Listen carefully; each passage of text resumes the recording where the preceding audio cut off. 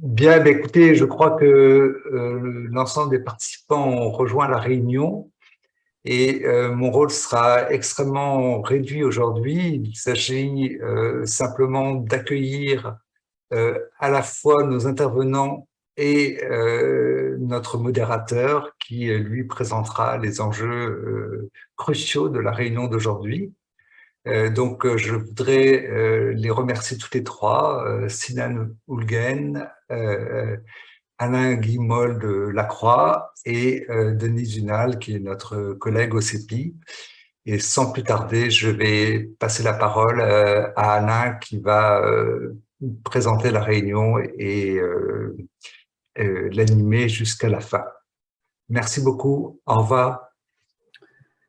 Eh bien, bonjour à tous. Effectivement, notre séance aujourd'hui a pour titre des élections clés sur un fond de crise économique. On va se consacrer à la Turquie dans le contexte donc des élections qui ont lieu, dont le premier tour a lieu dimanche, à la fois la présidentielle et les élections législatives, avec un enjeu crucial puisque ça fait 20 ans maintenant que Recep Tayyip Erdogan est au pouvoir, mais surtout depuis 2016, il a construit un pouvoir personnel et or, pour la première fois, on peut dire, il a face à lui un adversaire en particulier qui est à la tête d'une coalition d'opposition, de 6 partis d'opposition, et qui semble, selon les sondages, avoir une chance de l'emporter.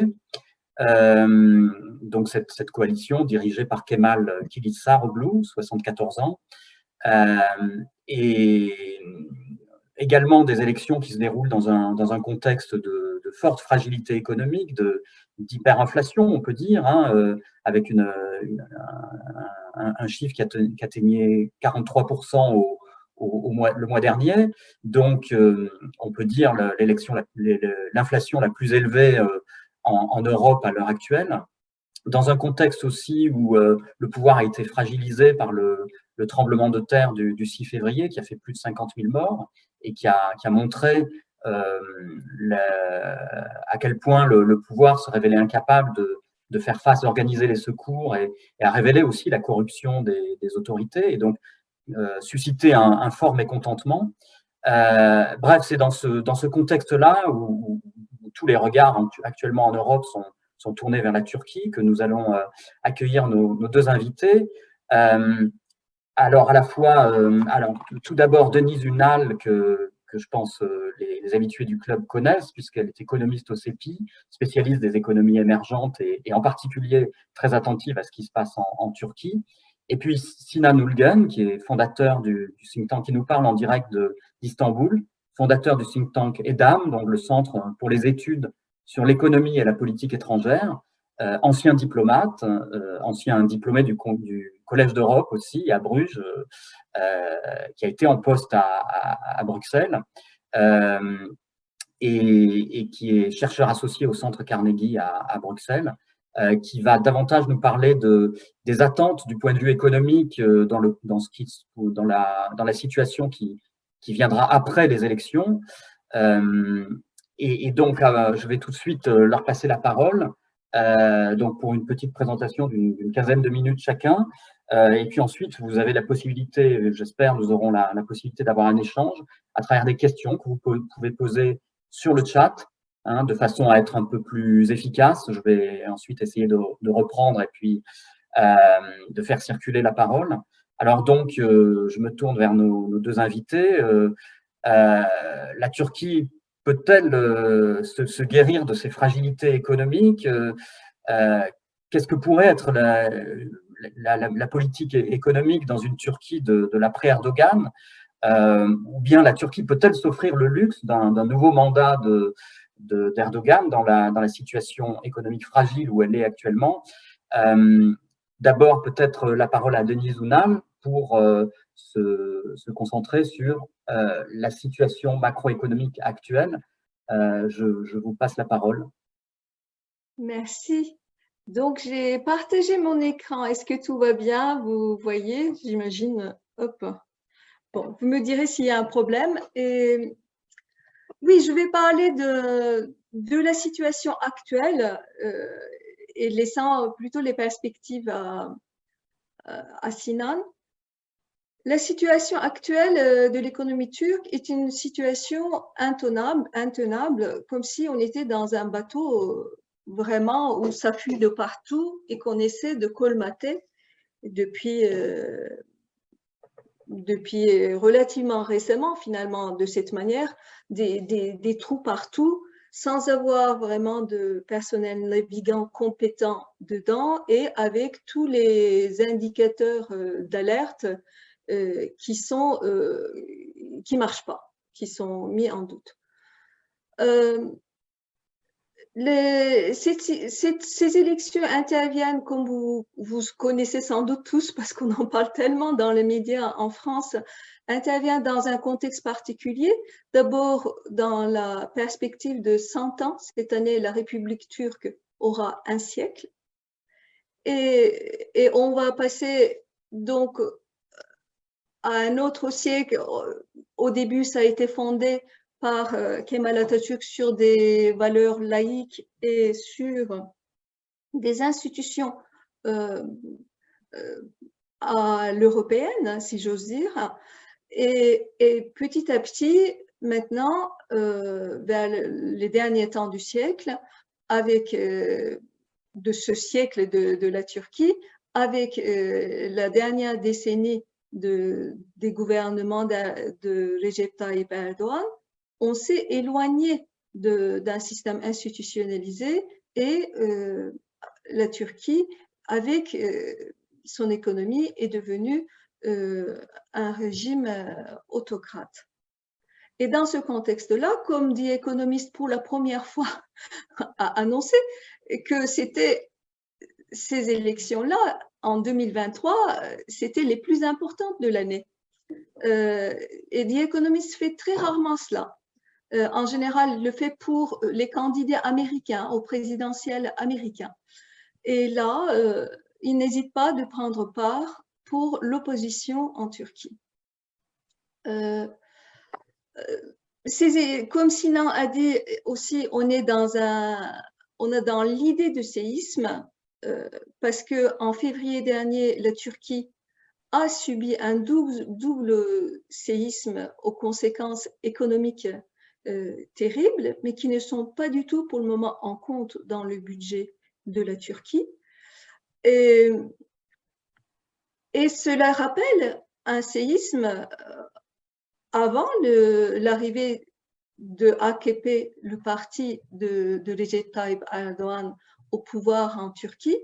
Donc, on a une idée un peu de failles économiques et de grands chocs sismiques en même temps. Est-ce que d'un séisme à l'autre, comment va le pays? Et on n'a pas forcément des idées très précises sur l'évolution. Voilà, après cette introduction, je vais essayer de parler de la gouvernance économique et de la différence entre d'une décennie à l'autre. Ensuite, depuis 2021, la révélation au grand jour du débâcle économique en Turquie. Et depuis, tout ce qu'on fait pour tenir la parité livre turc, dollar américain, coûte que coûte. Et ensuite, je vais laisser la parole à Sinan sur après le 14 mai, ce dimanche, des élections. Alors, je vais dire peu de choses. Je pense que c'est assez connu. Personnellement, j'en ai beaucoup parlé et écrit, comme d'autres économistes, sur la gouvernance économique qui a changé d'une décennie à l'autre sous le règne d'Erdoğan. Dans la première année, dans la première décennie, on avait des idées glorieuses à la Turca. Disons que le revenu par tête des habitants en Turquie a beaucoup cru. Il y a eu une diminution des inégalités au niveau spatial et au niveau socio-économique.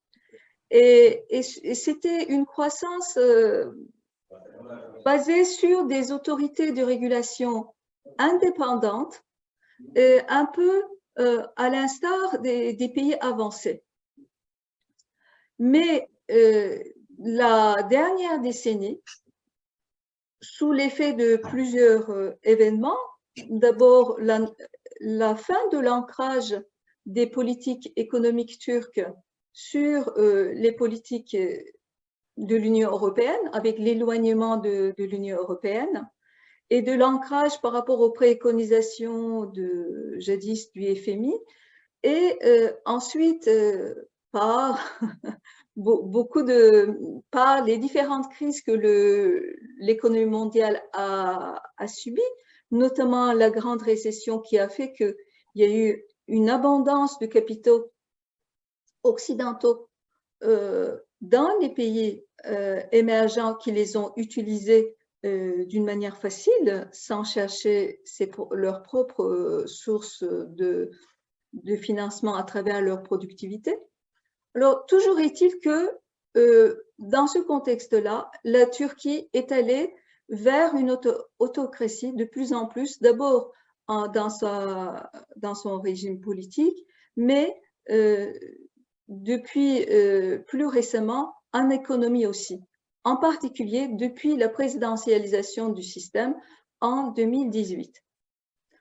Et dans une autocratie, c'est la non-transparence de la gouvernance à travers ces statistiques, à travers les autorités de régulation qui ne sont plus du tout compétentes, mais qui sont remplacées par des personnes proches du pouvoir, qui sont inféodées au pouvoir. On a perdu la boussole. Et actuellement, dans cette période d'élection, on se trouve dans une fuite en avant électoraliste où on agit avec tous les leviers que le pouvoir permet pour pouvoir tenir le bout jusqu'à la date fatidique des élections. Et puis, on verra ce qu'on verra après. Alors, quand je vous parle du débâcle économique qui s'est révélé au grand jour, ça couvait depuis un bout de temps, avec cette désinstitutionnalisation que nous avions, ça s'est vu surtout avec une augmentation des prix en Turquie, de l'inflation, une chute de la livre suite à des baisses de taux d'intérêt successives à partir de l'automne 2021. Alors, cette politique a été expliquée comme un passage à un nouveau programme économique où il s'agit de renforcer les emplois par une croissance, par les exportations à bas prix. Et là, c'est l'exemple chinois des débuts, pas la Chine d'aujourd'hui, mais pratiquement l'exemple chinois des débuts qui a été montré.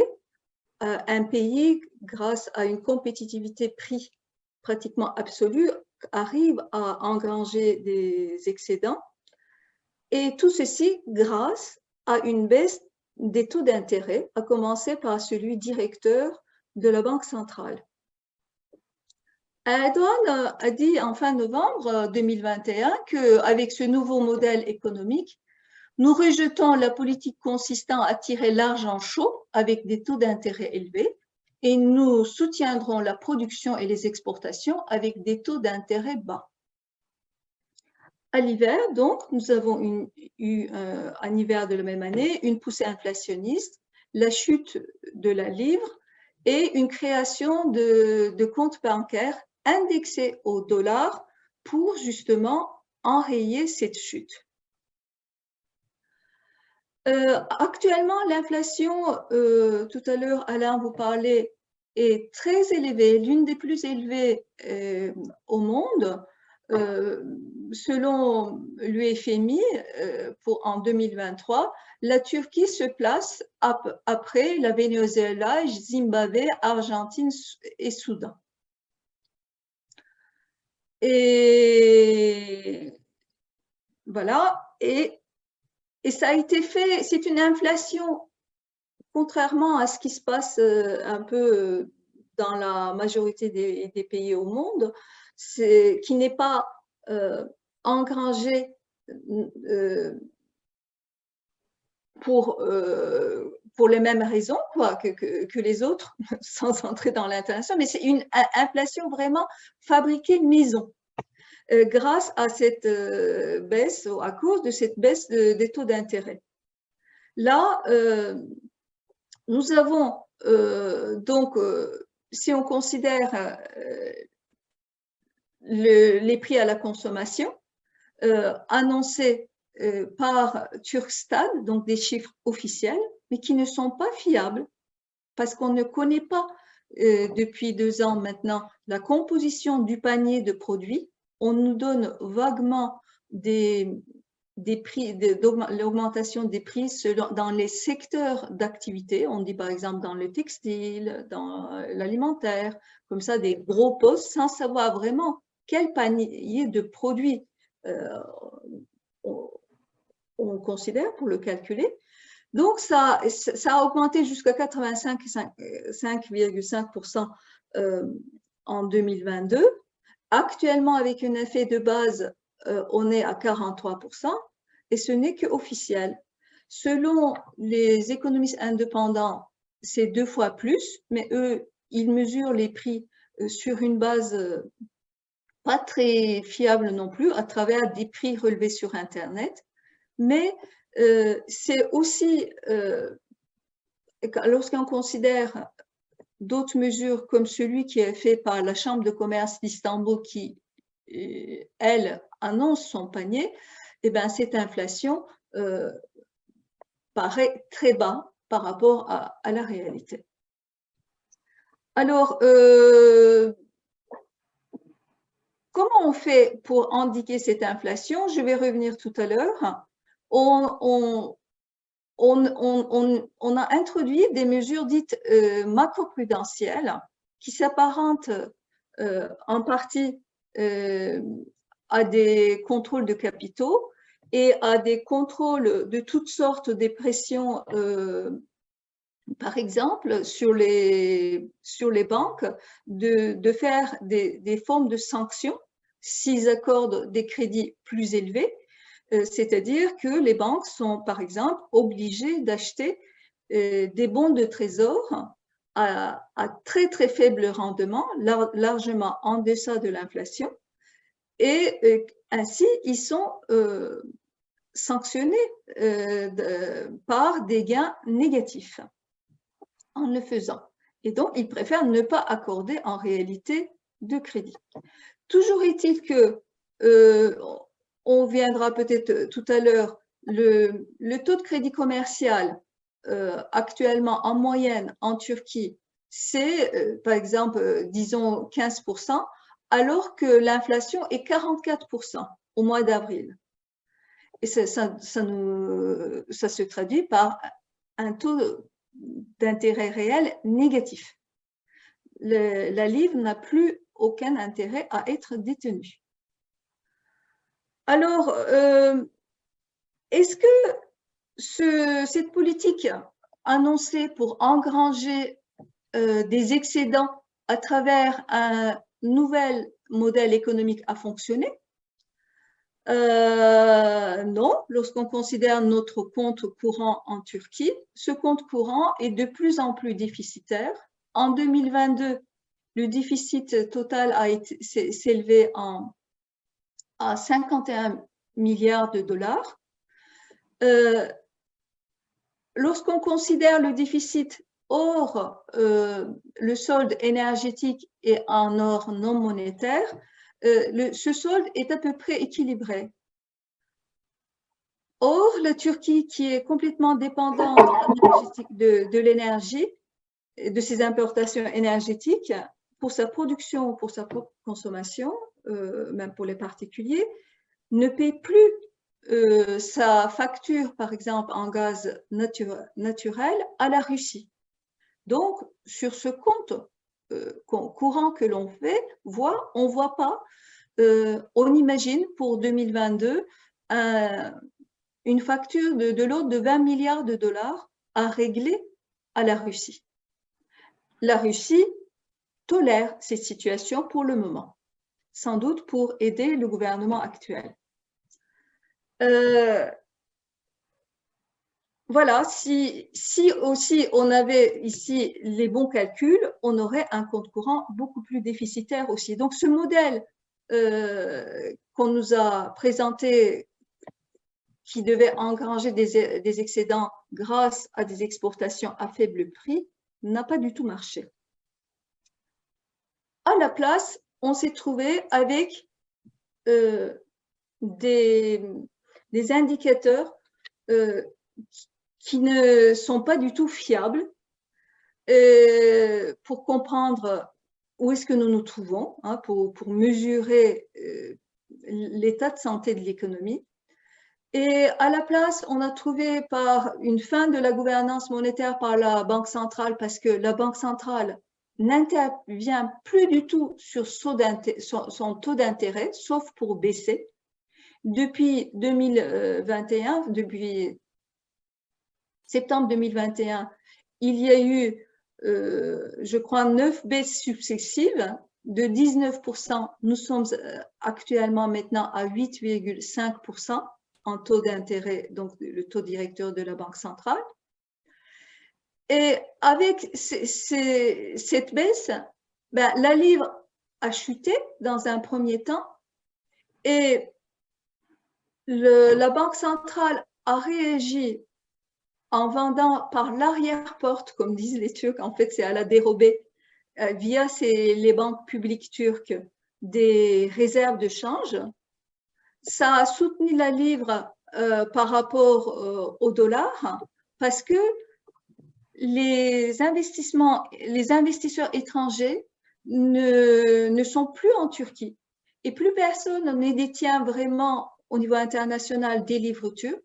Le marché de la livre turque est très étroit et c'est ainsi un petit pays comme la Turquie, enfin un relativement petit pays, peut intervenir sur le marché international pour défendre sa monnaie en épuisant toutes ces réserves de change, toutes ces réserves officielles, parce qu'on a commencé maintenant à vendre de l'or pour tenir le coup.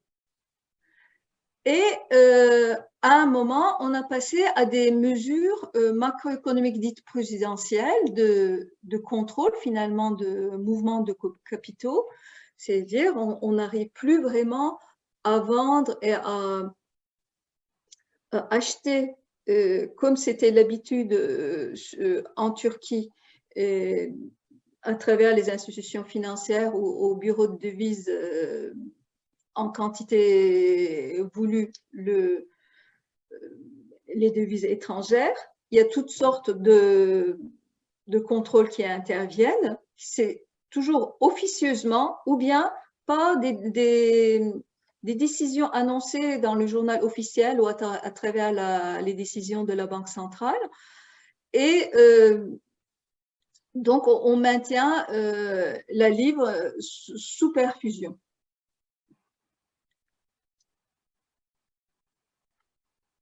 Alors, je vous parlais donc de la stratégie de la Banque centrale, d'abord d'essayer de… Je le mets ici. Par une vente dérobée des dollars contre les livres en liquidant ces réserves. En raison de cette stratégie, là, je vous ai mis donc l'évolution des réserves de la Banque centrale depuis 2022. Bon, donc il y avait un accroissement des réserves dans la première décennie des années 2000, et depuis, ça semble relativement stable pour les réserves brutes. Mais en réalité, ça cache plusieurs réalités. D'abord, la Turquie s'est mise à engranger des swaps, c'est-à-dire d'une manière… il y a entre la Banque centrale turque et les autres banques centrales de l'Arabie saoudite, du Qatar, de la Chine, de la Corée du Sud, des échanges de monnaie nationale. Ce sont des prêts qu'on peut récupérer à tout moment et des prêts simultanés et qui s'élèvent maintenant dans le dépôt de la Banque centrale comme une réserve de change de l'ordre de 59 milliards. Alors, lorsqu'on exclut des réserves brutes, les avoirs, les réserves obligatoires que les banques et les institutions financières doivent mettre auprès de la Banque centrale en Turquie, et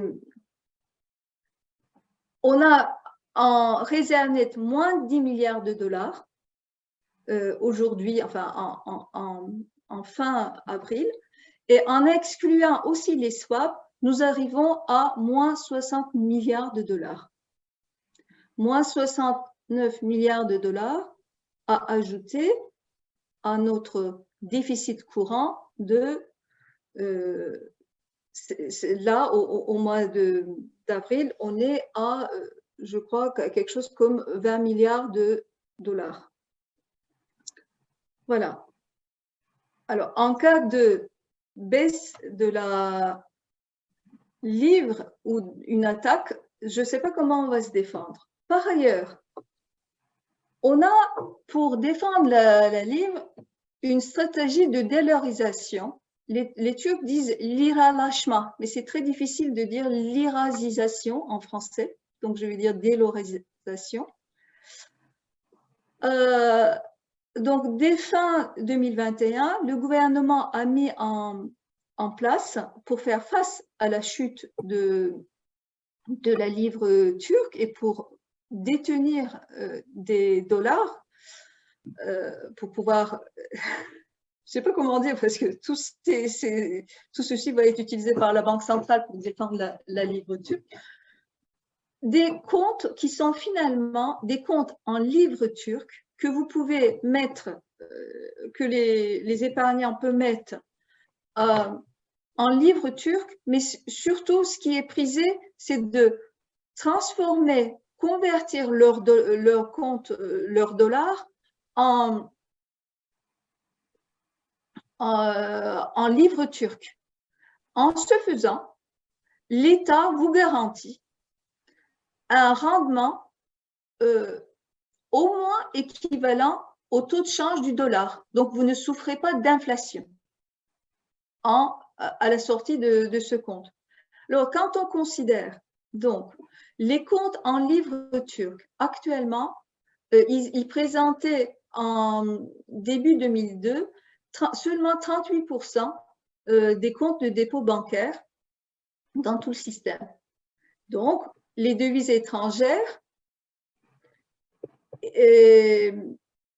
plus les nouveaux comptes en livres turcs, mais avec des rendements indexés aux devises, représentaient 8%. Au total, donc, on avait 38% en livres turcs et 62% qu'on peut imaginer des comptes en dollars, parce que c'est quand même indexé au dollar et ça va être de toute façon payé par l'État. La différence, ça va être payé par le Trésor public et la Banque centrale. Voilà, on est dans une situation où quand même, en cas de choc sur la devise nationale, on a une très grosse partie des dépôts qui se trouvent en Turquie, plus de la moitié, indexés ou en devise. Avec en prime un transfert de revenus des gens qui sont riches ou relativement riches, qui peuvent au moins dégager une épargne, alors que la majorité des citoyens du pays n'arrivent pas à terminer leur mois. Donc, le coût de cette opération est supporté par l'ensemble des contribuables en faisant un transfert de revenus des plus riches vers les plus pauvres. Et il faut dire que les revenus les plus riches, les plus importantes, détiennent actuellement 48% du PIB en Turquie, et les 20% les plus riches, et les 20% les moins riches détiennent seulement 6%. Il y a eu un grand accroissement des inégalités. Voilà, je ne vais pas aller beaucoup plus loin, mais ce que je veux dire, c'est que la Turquie se trouve dans une situation intenable actuellement. On n'a plus de politique monétaire. Moi, je me suis concentrée sur la politique monétaire et sur une institution, sur une autorité de régulation qui, j'ai dit, était indépendante, qui est la Banque centrale turque. Et bien, après, sinon, on vous dirait comment il envisage les choses après les élections. Est-ce qu'on va revenir à une situation normale, à peu près rationnelle ou non? Mais ce que je peux vous dire, que j'aimerais me référer à Daron Acemoğlu, un économiste turc qui explique bien la situation de ces élections. Enfin, il n'a pas fait ça, lui, ce graphique pour les élections, mais c'est comment un léviathan, c'est-à-dire l'État, un État qui serait enchaîné par la société, en quelque sorte, pourrait continuer à aller un peu de l'avant, à l'instar de l'Allemagne.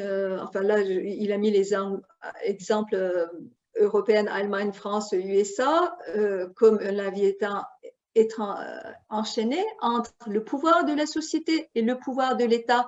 Il y a un couloir étroit où le pays peut avancer, économiquement aussi.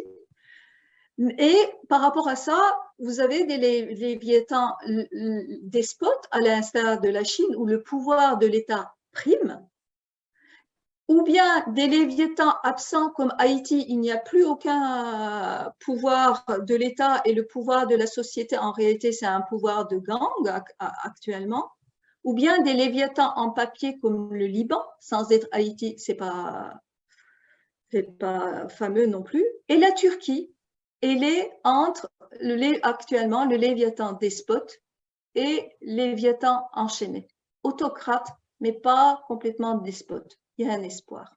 Voilà, je termine là-dessus.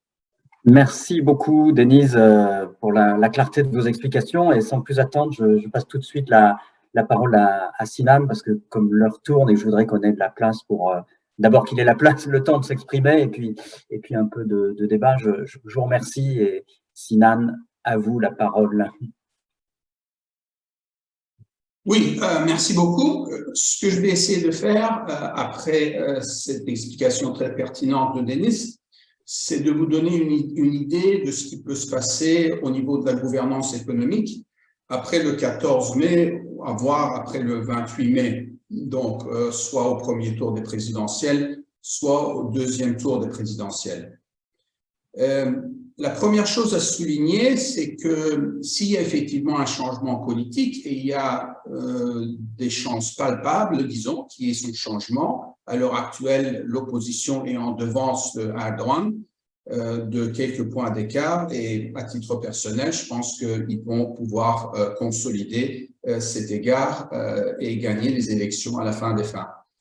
Donc, il s'agirait de comprendre en premier lieu les défis économiques et les réponses que cette nouvelle administration va y apporter. La première chose à souligner, c'est que quand on suit de près les paroles, mais aussi quand on examine la plateforme qui a été annoncée déjà il y a quelques mois, à la fin du mois de janvier, le 30 janvier, cette alliance a annoncé une plateforme des politiques qu'il envisageait de mettre en place s'ils reçoivent le mandat populaire. Et là, bien sûr, il s'agit de souligner qu'il y aura un retour à une politique économique conventionnelle. Qu'est-ce que ceci veut dire? Ceci veut dire tout d'abord qu'il y aura un changement au niveau de la politique monétaire.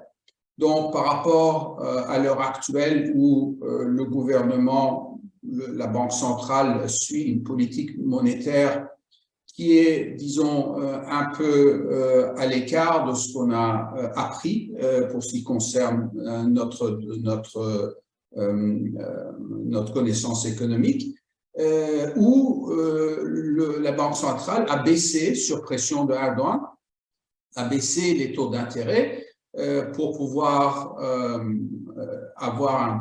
pour afficher un taux de croissance, pour stimuler la croissance, et en oubliant que ceci allait avoir un effet néfaste, détrimental sur l'inflation, ce qui a d'ailleurs été le cas. Et donc, avec un nouveau gouvernement, tout d'abord, il y aura un effort pour stabiliser cette dynamique inflationniste. Et ceci, ils vont le faire par le biais d'une politique monétaire où on va certainement apercevoir une décision d'élever les taux d'intérêt d'une manière assez substantielle. Et deuxièmement, vraiment, pour pouvoir au moins amoindrir, mitiger le coût de cette politique anti-inflationniste, il s'agirait de donner une confiance au marché financier, que ce nouveau gouvernement peut effectivement aboutir à une situation macroéconomique stabilisée. Et pour ceci, donc, d'un côté, ils vont devoir communiquer leur programme économique, et là, ils ont déjà commencé à le faire. Mais d'un autre côté, je pense que c'est aussi critique, c'est de vraiment savoir mettre sur pied un cadre économique qui aura la capacité d'obtenir la confiance des marchés, la confiance du monde des investissements. Et là, quand on regarde de près comment est-ce que ceci peut être accompli, il faut parler, à mon avis, de la distribution des portfolios économiques, si l'opposition gagne, bien sûr. Il souhaite tout d'abord diviser le ministère actuel, le ministère de Finances et de Trésor, en deux ministères. Le premier, ça va rester le ministère de Finances. Ceci va être chaperonné probablement par un membre du CHP. Et alors qu'au niveau du Trésor, qui aura aussi son influence sur les autres institutions affiliées, et là, surtout la Banque centrale et l'autorité de réglementation du secteur bancaire, ça sera probablement le candidat de E-Party, c'est-à-dire Bilge Yilmaz, qui est à l'heure actuelle le vice-président de E-Party, mais il a un background économique avec l'école de Wharton aux États-Unis. Donc, c'est quelqu'un qui connaît de très près les marchés internationaux et il sait comment parler à cette constitution, à ces cadres financiers. Donc, ça sera une combinaison entre le CHP et le E-Party. Et ensuite, bien sûr, il sera important de savoir qui seront les gens qui vont être nommés à diriger les institutions, en partant par la Banque centrale, mais aussi, bien sûr, critique l'autorité de réglementation du secteur bancaire. Et là, pour le moment, ceci n'a pas été dévoilé, mais il s'agirait de dire qu'il y aura des gens probablement associés, à notre connaissance, ce sont des gens qui sont associés avec les institutions financières étrangères. Donc, la personne qui va diriger la Banque centrale, c'est quelqu'un qui était auparavant avec la Banque mondiale. La personne qui va venir à la tête de l'autorité de réglementation bancaire, c'est quelqu'un du FMI. Donc, ce sont des personnes qui vont devoir et qui auront la capacité, par rapport au cadre actuel, vraiment d'apporter une crédibilité à la politique économique de la Turquie, ce qui sera très critique parce que cette lutte anti-inflationniste aura nécessairement un coût. Et donc, pour mitiger ces coûts, avoir ce type de crédibilité est très critique. Il y a aussi un autre pari, là, et ce pari, c'est que le monde financier international va finalement se tourner vers la Turquie. Parce que si effectivement on a une politique économique beaucoup plus conventionnelle et une crédibilité au sein des policymakers avec le nouveau gouvernement, avec une hausse de taux d'intérêt, la Turquie pourrait effectivement capter peut-être dans une période liminaire les flots, un financement important au niveau international, étant donné qu'au sein de l'univers des marchés émergents, aujourd'hui, il n'y a pas beaucoup de choix, à vrai dire, avec la Russie qui est devenue, bien sûr, aliénée, l'Afrique du Sud ou le Brésil qui ne va pas très bien.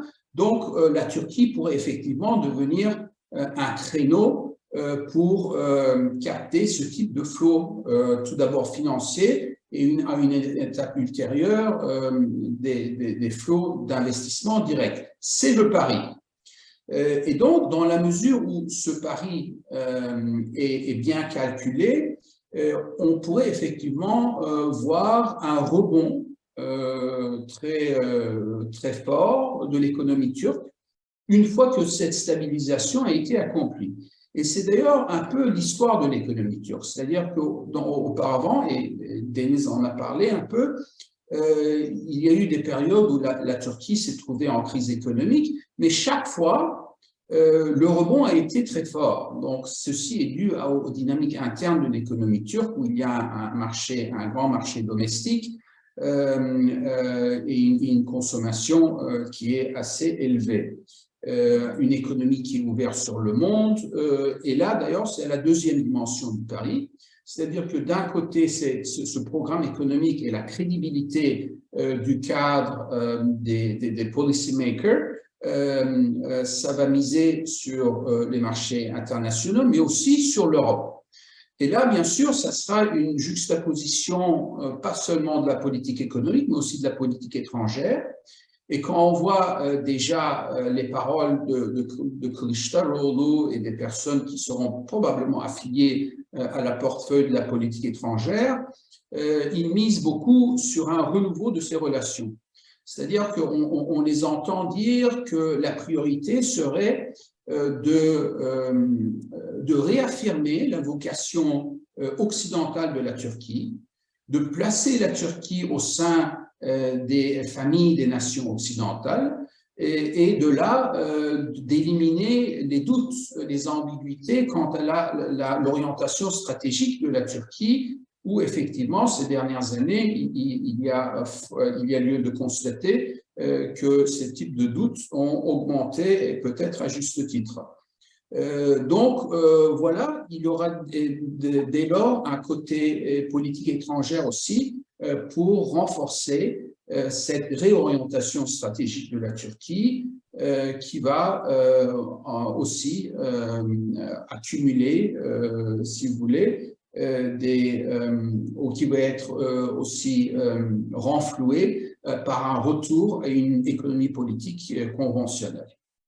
Peut-être que je souhaite m'arrêter ici puisqu'il nous reste juste un tout petit peu de temps pour les réponses. Oui, c'est parfait. Merci beaucoup. Et donc, on a effectivement un petit quart d'heure. Donc, je vais tout de suite relayer une première question qui était également celle que je me posais. C'est-à-dire, on voit bien que si l'opposition l'emporte, elle sera obligée de prendre des mesures qui seront assez difficiles. Et en particulier, les hausses de taux d'intérêt risquent de se traduire par une chute de croissance ou en tout cas une baisse du crédit immédiate. Et comment est-ce que la population peut supporter ça? Est-ce qu'il n'y a pas un risque social en fait au lendemain des élections? Peut-être Sinan, sur il y a cette déjà un question-là, risque vous social. parlez en direct d'Istanbul. Voilà, il y a déjà un risque social. parce qu'à l'heure actuelle, à cause de cette inflation élevée, le pouvoir d'achat du citoyen moyen, de la classe moyenne, a été grandement assujetti à une érosion. Donc, il y a déjà un risque social. Ceci dit, la Turquie est un pays où ce type de risques ont été gérés dans le passé. Donc, on ne s'attend pas, à défaut de ces risques, on ne s'attend pas à de manifestations comme on voit en France à l'occasion des gilets jaunes, par exemple. Donc, il y a ici le taux de, si vous voulez, ce seuil est assez élevé. Mais quand vous regardez encore une fois les politiques économiques de l'opposition, il y a une volonté, une conscience que ceci ne devrait pas encore appauvrir ces classes sociales qui ont été touchées désastreusement par les résultats, les conséquences de cette politique économique erronée de ces 2 dernières années. Donc, il y a cette conscience-là et je pense qu'il s'agirait de gérer ces 2 objectifs en même temps, même si c'est assez difficile à le faire à un premier temps. Alors, on a de nombreuses questions qui arrivent là maintenant. Une première peut-être sur la position de l'opposition par rapport à la Russie dans le contexte actuel. Enfin, est-ce que l'opposition manifesterait une très forte envie de prendre un tournant de ce point de vue-là? Non. Ce qui veut dire ce qui ne veut pas dire qu'il n'y aura pas de changement, mais il ne faut pas s'attendre à une évolution très radicale par rapport aux relations avec la Russie, parce que même au sein de l'opposition, il y a une réalisation que la Turquie, même s'il se tourne encore plus vers l'Occident et essaye de renflouer ses liens, les relations avec la Russie demeurent critiques pour la Turquie, du point de vue de sa géographie, mais aussi du point de vue de ses circonstances géopolitiques. C'est-à-dire que la Turquie a toujours besoin d'un partenariat avec Moscou pour résoudre la situation en Syrie, par exemple. Donc, ce qui fait que, et aussi, il y a bien sûr des dynamiques économiques, que ce soit au niveau du tourisme en particulier, qui sont importantes pour l'économie turque. Donc, une nouvelle administration prendrait un certain distance avec la Russie, surtout le dialogue, les relations ne seront pas teintées par une personnalisation que l'on a vue ces 2 dernières années entre Erdogan et Poutine. Donc, ça sera géré d'une manière plus institutionnelle, mais il ne faut pas s'attendre que du jour au lendemain, la Turquie va soudainement se juxtaposer sur la politique de l'Union européenne et commencer à appliquer des sanctions contre la Russie. Ça, probablement pas.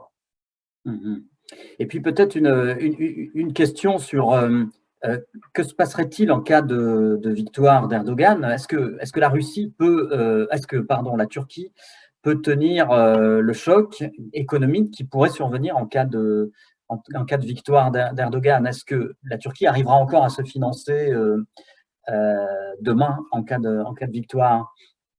Peut-être que Denis devrait répondre à cette question. Oui, peut-être Denis sur ce sujet-là. En fait,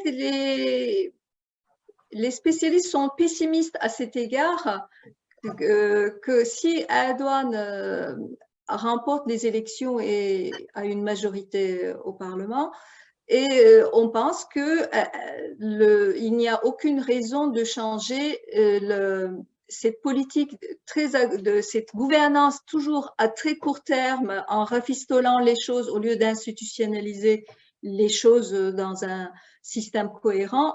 On continuera. On ne sait pas comment on va continuer, mais on va continuer, donc on va s'enfoncer. C'est ça qu'on imagine. Et alors, je voudrais juste revenir par rapport à la toute première question. Par rapport, si l'opposition vient au pouvoir, comment elle va gérer cette situation? Parce que c'est pas facile non plus, socialement, c'est vrai. Et là-dessus, il faut quand même expliquer juste au niveau politique, sinon c'est très bien ça. visiblement, l'Assemblée nationale, en tout cas, quoi qu'il arrive, à l'Assemblée nationale, il y aura trois grandes forces politiques. En fait, trois conglomérats d'alliances. Il y a l'AKP avec quelques partis et la grande opposition là, qui est plutôt composée de la gauche modérée et des partis de droite, conservateurs de droite, et une alliance, une troisième alliance qui est une alliance très gauche. Alors, si l'opposition arrive au pouvoir en la personne de Kılıçdaroğlu comme président de la République, Kılıçdaroğlu sera obligé d'avoir l'accord quand même de son… Il pourrait essayer de passer par décret à la Erdogan, mais il n'a pas de majorité à l'Assemblée nationale. À un moment, il va être bloqué. Et là, il faut qu'il compte avec la gauche qui est vraiment très gauche. Donc, ça ne peut pas aller dans un sens vraiment de mesures d'austérité immédiate. Et ce qui va, mais en revanche, comme dit Sinan, ça va être institutionnalisé, relativement transparente, et que sans doute, par exemple, en augmentant les taux d'intérêt, on ne va pas les augmenter tout de suite à la hauteur de l'inflation.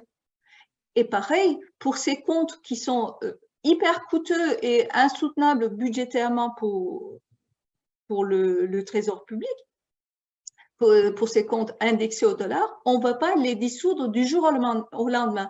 Il y aura une période de transition. Voilà quels sont les enjeux. Mais de notre côté, si Erdogan pouvait changer, si son système pouvait changer au lendemain des élections, eh bien, là, il faudrait qu'il accepte des sacrés compromis au niveau du pouvoir. Il faut qu'il accepte qu'il y ait des gens forts dans son équipe et qui osent lui dire les choses. Voilà. Oui, en même temps, on imagine assez difficilement que le parti au pouvoir actuel puisse survivre à une défaite sous sa forme actuelle. C'est-à-dire que nécessairement, on tournerait sans doute la page des années Erdogan et puis il y aurait besoin d'un renouvellement dans ce parti. La question suivante qui nous est posée, en fait, je pense qu'on y a un petit peu répondu déjà. Est-ce que c'était la question de savoir comment la nouvelle équipe peut venir à bout du compte courant déficitaire alors que la hausse des taux d'intérêt va ralentir l'inflation, mais aussi la croissance, c'est la discussion qu'on avait. Ça nous amène un peu aussi sur la question de comment la Turquie peut-elle parvenir à se financer et si Erdogan reste au pouvoir et si l'opposition l'emporte. C'est-à-dire, vous nous avez dit, Sinan, l'appel au marché. Si Erdogan reste, le recours à des expédients, vous nous avez dit, Denise, quelle serait l'attitude des marchés si Erdogan reste au pouvoir? On imagine que ça serait sans doute très difficile pour se financer. Eh bien, l'attitude des marchés, déjà, ils misent en cas de victoire d'Erdogan à une forte dévaluation de la livre turque et qu'ils ne seront pas décidés à venir tant qu'on ne change pas de politique en Turquie parce qu'ils perdent de l'argent. Et en plus, en investissement direct, alors que la période post-Covid donnait des opportunités de proximité pour se situer dans les chaînes de valeur auprès de l'Europe, eh bien ça n'est pas suffisamment exploité par les Turcs à cause des incertitudes de la politique de la gouvernance en Turquie. En revanche, voici le nouveau cadre. Si jamais l'opposition gagnait, comme disait Sinan, il y a des très grosses attentes. Là aussi, les grands instituts internationaux essaient de calculer tout ça. Il y a des grosses attentes par rapport au marché turc parce que les investissements se sont pratiquement complètement retirés et c'est l'un des marchés qui pourrait être les plus dynamiques et les plus porteurs parce qu'on partira de tellement bas que c'est là qu'on ferait des profits et la présence justement des gens qui connaissent très bien les marchés internationaux, comme jadis le regretté Kemal Dervish qui nous a quittés maintenant, qui avait sorti la Turquie du marasme, qui était très impliqué il y a 20 ans dans les marchés internationaux. On a une équipe similaire prête à agir en ce moment pour amener des capitaux.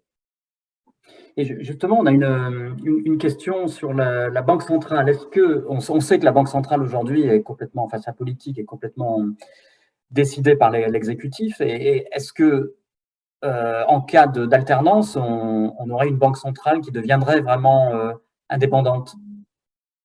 Catégoriquement, oui, parce que ça fait partie de l'exercice de crédibilité. Et le nouveau cadre, les nouvelles cadres sont très conscients que cette crédibilité est quasiment l'un des éléments critiques du nouveau programme pour, comme je l'ai dit, pour au moins mitiger les coûts de ce programme anti-inflationniste. Donc là, le principe de l'indépendance de la Banque centrale sera certainement promu.